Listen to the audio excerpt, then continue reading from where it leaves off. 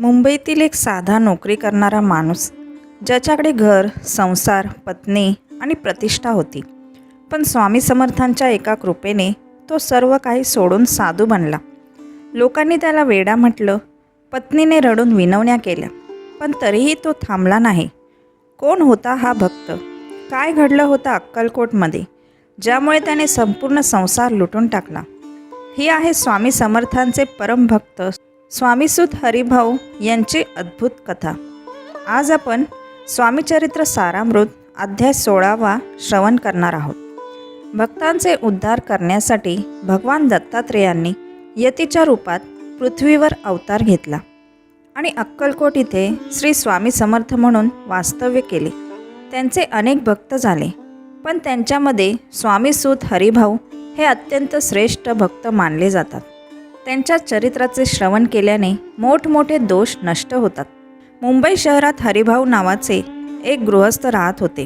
ते आनंदाने जीवन जगत होते आणि नोकरी करून आपला संसार चालवत होते. त्यांचा जन्म कोकणातील राजापूर तालुक्यातील इटिया या सुंदर गावात झाला होता. ते मराठा समाजातील होते.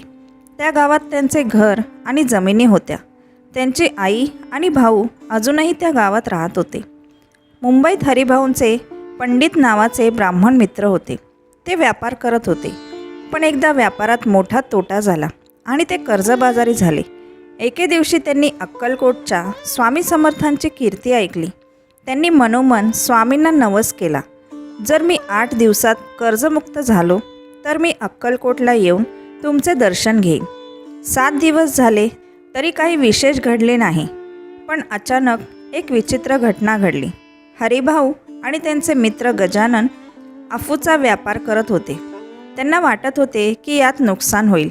मग त्यांनी पंडितांना बोलवले आणि विचारले, आता काय करावे? पंडित म्हणाले, मी स्वतःही कर्जात आहे आणि माझे दिवाळे निघाले आहे, पण एक उपाय करूया. तुम्ही कर्जातून मुक्त व्हावे म्हणून मी तुमच्या दुकानाचा मालक असल्याचे कागद करून देतो. सर्वांनी हा उपाय मान्य केला. थोड्याच दिवसात एक आश्चर्य घडले. अफूचा भाव अचानक खूप वाढला आणि व्यापारात मोठा नफा झाला. ही बातमी सांगण्यासाठी एक मारवाडी व्यापारी आनंदाने पंडिताकडे आला. ते ऐकून पंडित खूप आनंदी झाले आणि त्यांनी हरिभाऊंना सांगितले, ही सर्व स्वामी समर्थांची कृपा आहे. आपण कर्जमुक्त झालो. मग तिघांनी ठरवले की आपण अक्कलकोटला जाऊन स्वामींचे दर्शन घ्यावे.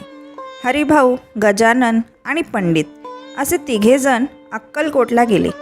तिथे त्यांनी स्वामी समर्थांचे दर्शन घेतले आणि भक्तिभावाने पूजा केली. स्वामी समर्थांचे दर्शन होताच हरिभाऊंचे मन पूर्णपणे तल्लीन झाले.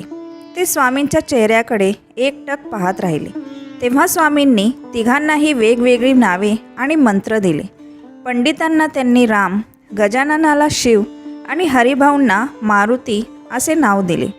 मग स्वामींनी त्यांना 3 मंत्र दिले.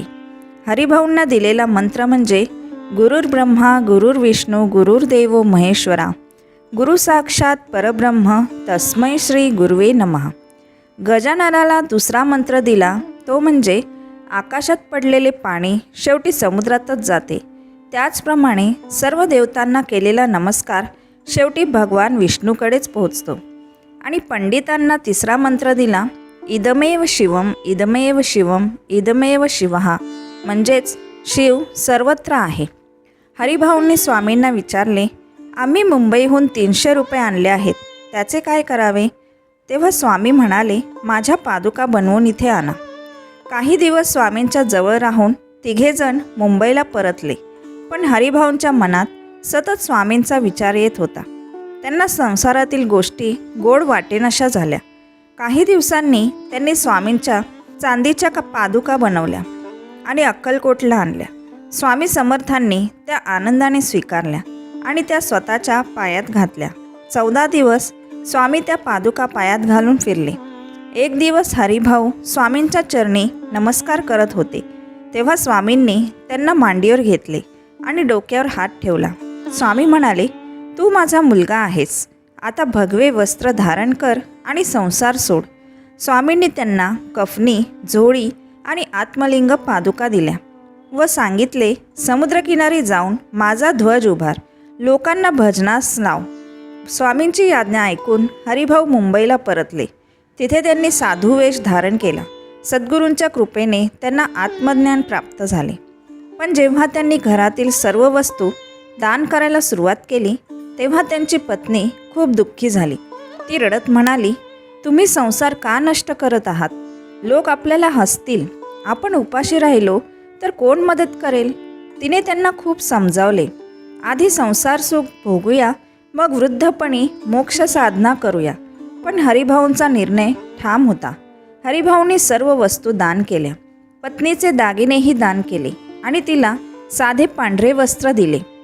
स्वामींनी दिलेल्या पादुका त्यांनी मठात स्थापित केल्या. मुंबईच्या कामाटीपुरा भागात त्यांनी मठ स्थापन केला. तिथे हरिभाऊ स्वामीसूत म्हणून प्रसिद्ध झाले. काही लोकांनी त्यांची निंदा केली, पण ते स्वामींच्या आज्ञेप्रमाणे भक्ती मार्गावर चालत राहिले. पूर्वजन्मी केलेल्या तपस्येचे फळ म्हणून त्यांना स्वामी समर्थांचा आशीर्वाद मिळाला. सद्गुरूंच्या चरणी शरण गेल्यामुळे त्यांचे सर्व दुःख दूर झाले. अशी ही स्वामीसूत हरिभाऊंची अद्भुत कथा भक्तांना सदैव प्रेरणा देणारी आहे. इथेच 16वा अध्याय समाप्त होतो. पुढील अध्याय ऐकण्यासाठी चॅनेलला सबस्क्राईब करा. तोपर्यंत श्री स्वामी समर्थ, जय जय स्वामी समर्थ. श्री स्वामी समर्थ, जय जय स्वामी समर्थ. श्री स्वामी समर्थ, जय जय स्वामी समर्थ.